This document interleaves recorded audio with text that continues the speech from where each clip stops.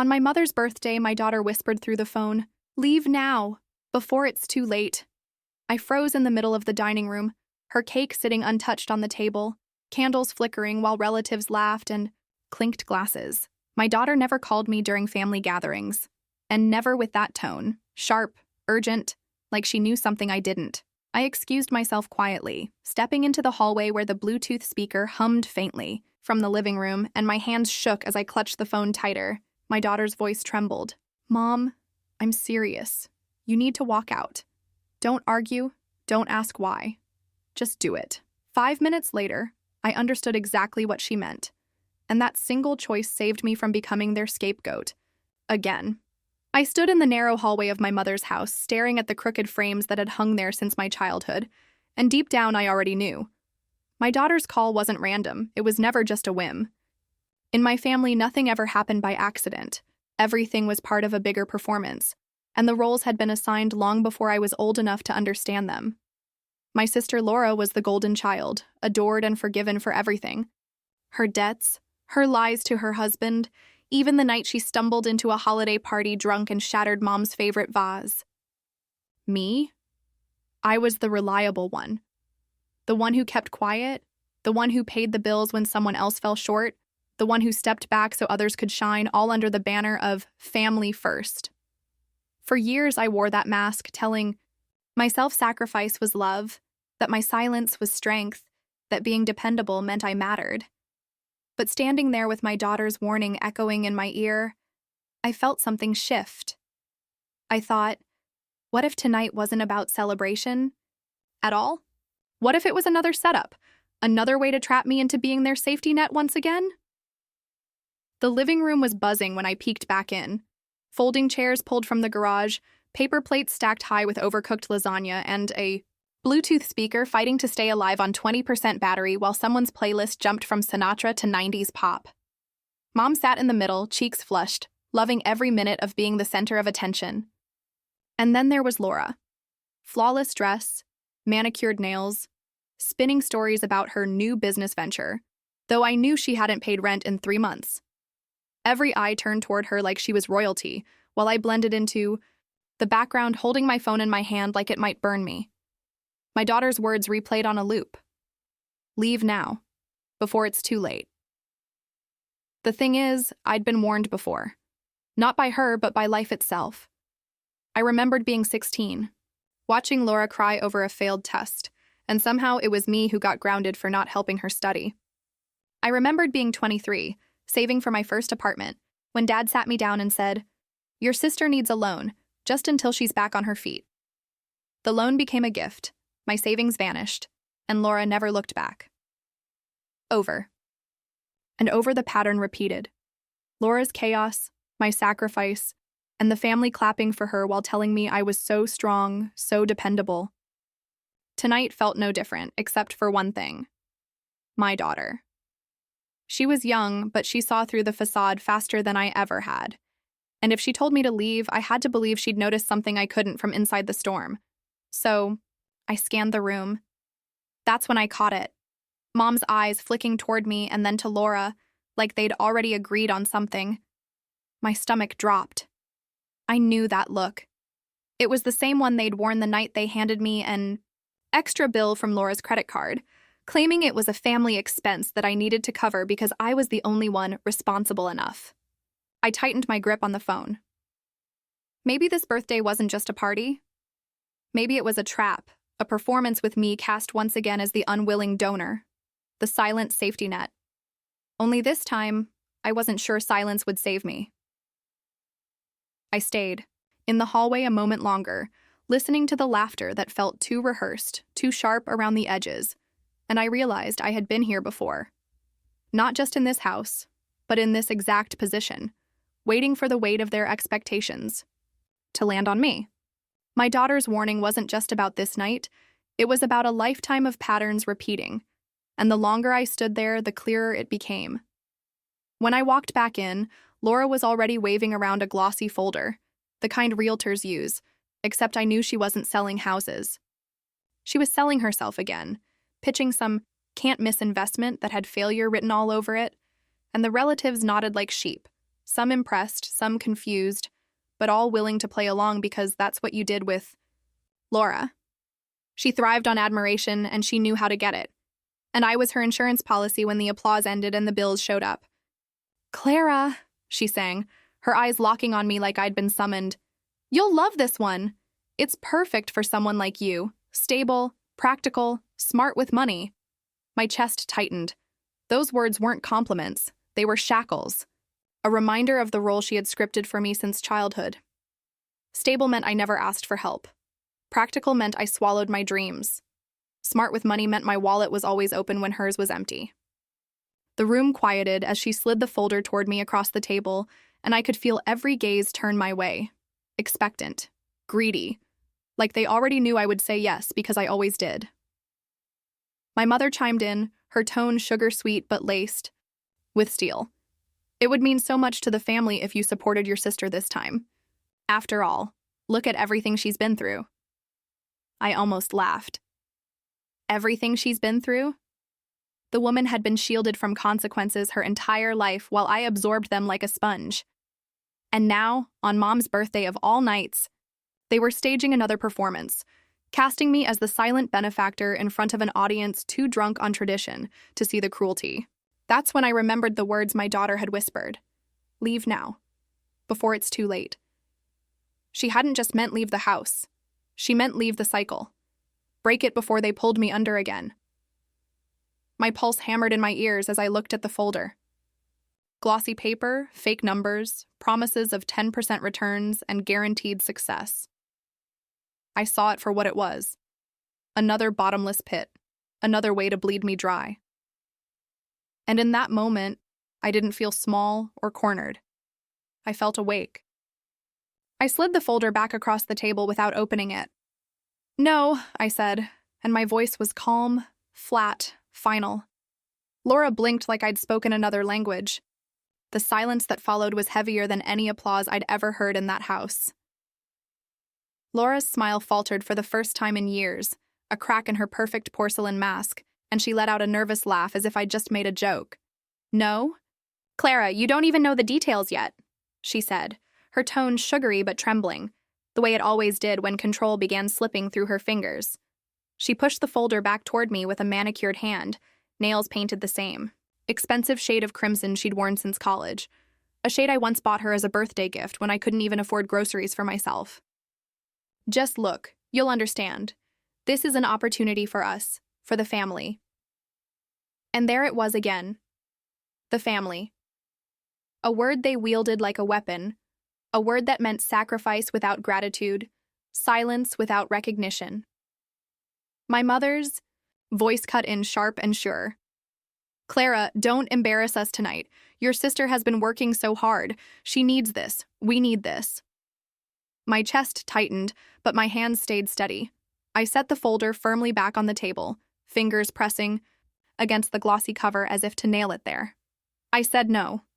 My voice was louder this time, cutting through the din of the Bluetooth speaker and the clinking glasses, and suddenly the room felt colder, like all the oxygen had been sucked out at once. I could feel eyes burning into me from every corner. My aunt with her judgmental squint, my cousins exchanging confused looks, Laura's husband pretending to sip his drink as if hiding from the blast radius.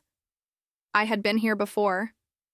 I remembered the summer barbecue 3 years ago when Laura revealed she was between jobs and Mom announced at the picnic table that I would help her cover rent. Everyone clapped, cheered, called me an angel, while Laura cried on cue, burying her face in a napkin until someone passed her another beer. I remembered the Christmas when she maxed out a credit card, buying gifts for the kids, and they handed me the bill as if it were my duty to save her holiday. And I remembered my daughter's little face watching from the corner, watching her mother being stripped of dignity piece by piece. That was the night she stopped believing in Santa Claus, not because of a story at school, but because she saw her mother play Santa to an adult who never grew up. Laura leaned in now, her eyes flashing with that dangerous mix of charm and threat. "Clara, don't make this ugly. We both know you can afford it. You always can." Her voice dropped low enough that only I could hear, but the knife was sharp all the same. "And if you walk away now, don't forget whose birthday this is. Don't make Mom choose between her daughters tonight." My stomach turned. That was the game, wasn't it? To pit us against each other, to frame my refusal as cruelty, to make my mother's party the stage for my humiliation. And I could feel Mom's eyes on me, heavy and expectant, like she already believed the narrative Laura was spinning. But I wasn't the same woman I had been at all those other gatherings. I wasn't the dutiful sister with her checkbook open. I wasn't the quiet daughter who took on everyone else's shame. My daughter had given me the lifeline I never had. Before. The truth whispered with urgency. Leave now, before it's too late. And standing there with their stares pressing against my skin, I realized she was right. Too late didn't mean tonight. It meant my whole life swallowed into this cycle. I took a deep breath, let the silence hang in the air, and then I did the unthinkable. I stood up. My chair scraped across the hardwood floor, loud and jarring, slicing through the performance like a blade. I'm done, I said, my voice calm but resonant. I will not fund this. I will not explain myself. And I will not play this role anymore. For a split second, the room froze, stunned like actors caught off script. Then the pushback began, exactly as I knew it would. The pushback came like a tidal wave. My mother's voice rose first, sharp with the authority that had shaped me since childhood. Clara, sit down this instant. Don't humiliate your sister in front of the whole family. Her words weren't a request. They were an order, the same tone she used when I was 8 years old and dared to question why Laura got a bigger slice of cake. My aunt chimed in, shaking her head as though I had committed some mortal sin. You've always been the selfish one, Clara. We give, you withhold. I almost laughed at the absurdity. I, the one who paid, who fixed, who carried everyone else's burdens, branded as selfish because for once I said no. Laura seized the moment, her hand pressed theatrically against her chest, eyes glistening, with well-practiced tears. I just wanted to make Mom proud on her birthday, she whispered, her voice breaking perfectly on cue, and the room collectively leaned toward her like flowers following the sun. But Clara can't even support me for one night. A cousin muttered under his breath about loyalty. Someone else hissed about respect, and I could feel the circle closing around me, the script being rewritten so I was once again the villain. But then something shifted inside me. I didn't yell. I didn't cry. I didn't defend myself with a list of everything I had paid for, every sacrifice I had made. I simply stood there and let their accusations echo in the silence I created. My daughter's words replayed in my head like a mantra. Leave now, before it's too late. Too late meant losing myself in their narrative forever, drowning in debts that weren't mine, carrying shame that never belonged to me. Laura's husband finally spoke, his voice sharp with frustration, though it wasn't me he was angry at. Maybe Clara's tired of being your piggy bank, Laura. The room stilled, shocked at his betrayal. Laura's head snapped toward him, eyes blazing, but he held her gaze and didn't flinch. For once, someone else had said the thing out loud. It cracked the illusion wide open. A murmur rippled through the guests, confusion replacing certainty, and I seized the opening. I'm leaving, I said, my tone steady, final. I reached for my purse, ignoring Mom's gasp and Laura's sputtering protests.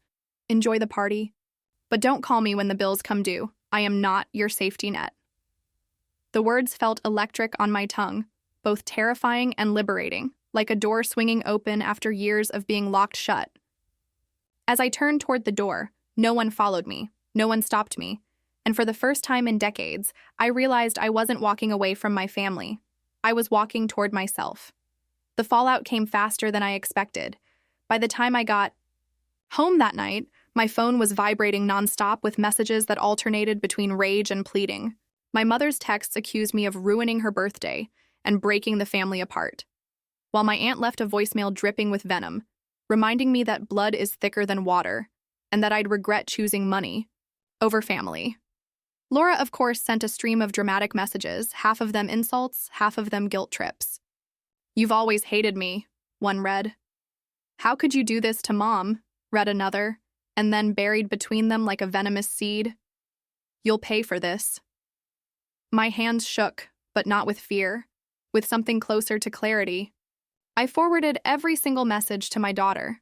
She was the only one who deserved to see the truth unfiltered, to understand why her warning mattered so much. The next morning, it escalated.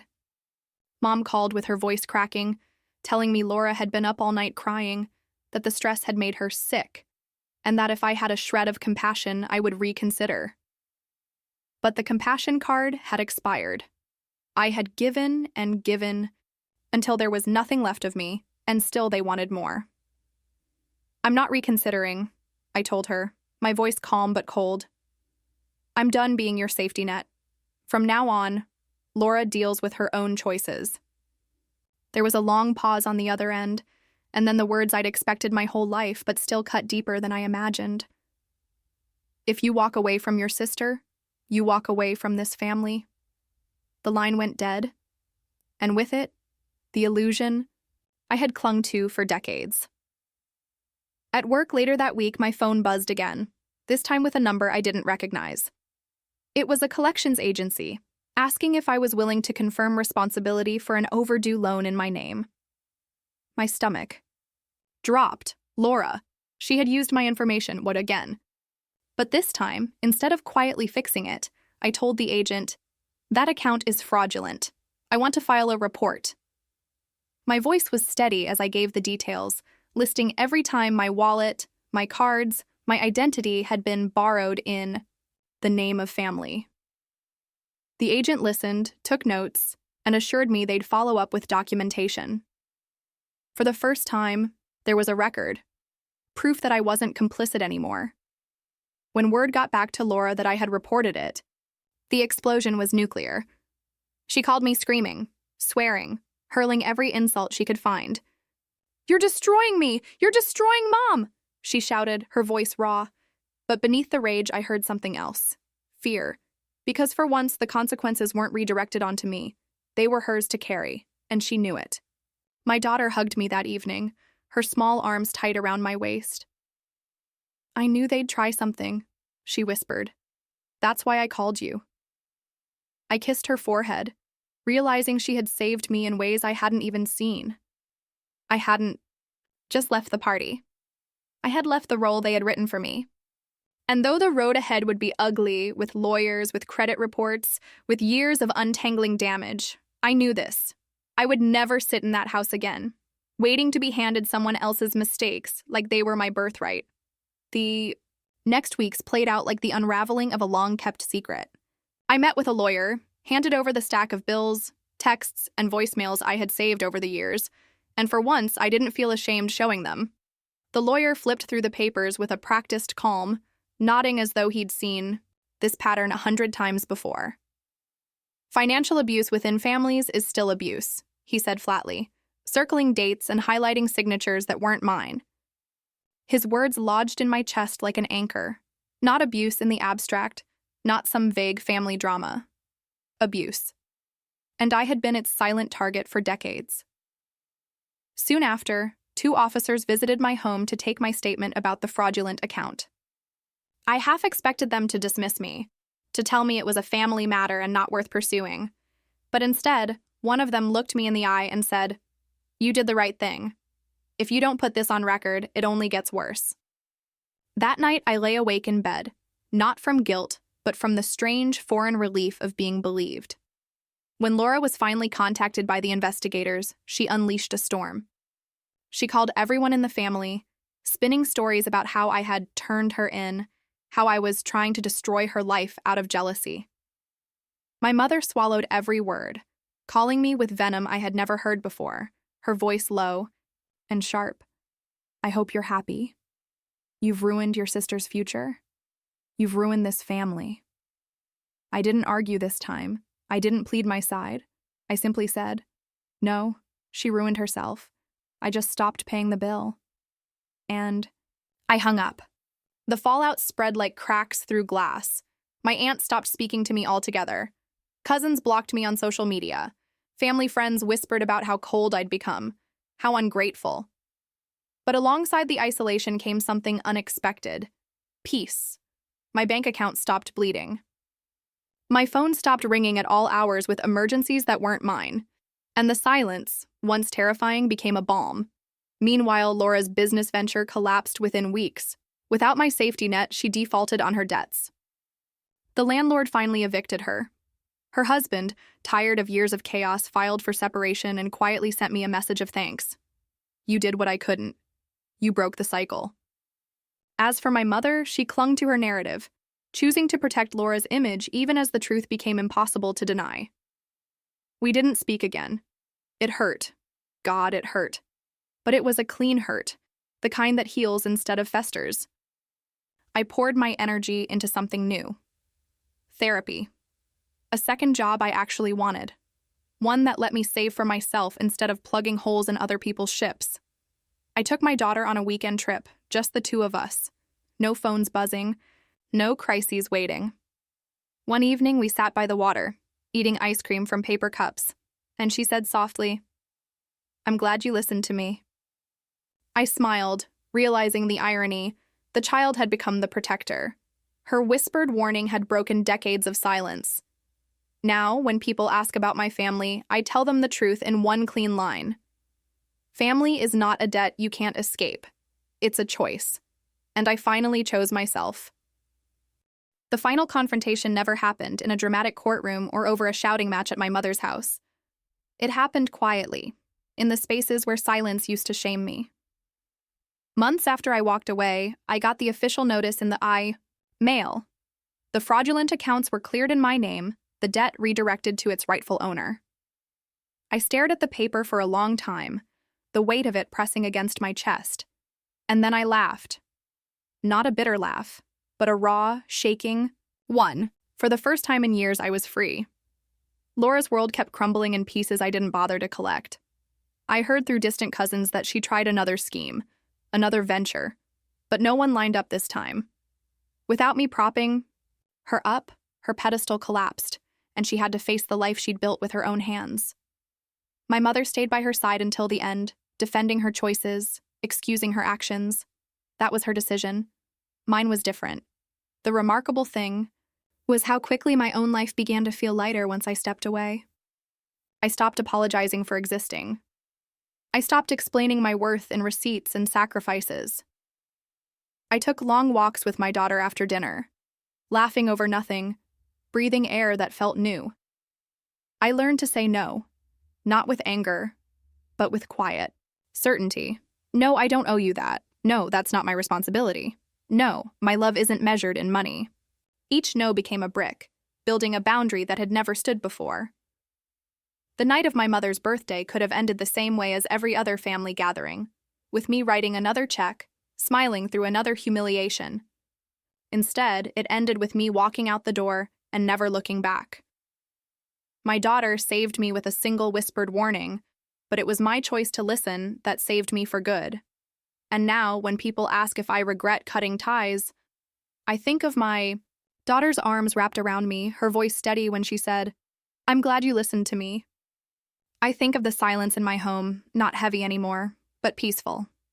I think of the life I've built that finally feels like mine. So no, I don't regret it. Family is a transaction when it's always one-sided. And I'm not anyone's safety net anymore. Did I go too far or not far enough? Tell me what you think in the comments. And if you've ever broken free from a toxic family role, you'll understand why I'll never walk back into that house again. I'm Sarah, the creator of Revenge with Sarah. When I first started this channel, I wanted to give women like Clara a voice, because too many of us have lived through these quiet betrayals behind closed doors. This story shows how one whispered warning can change an entire life, but it's only the beginning. In the next episode, you'll hear another woman's journey. Different circumstances, same impossible choice. Keep sacrificing, or finally walk away. Make sure you subscribe so you don't miss it. And tell me in the comments, was Clara too harsh, or was she finally fair to herself?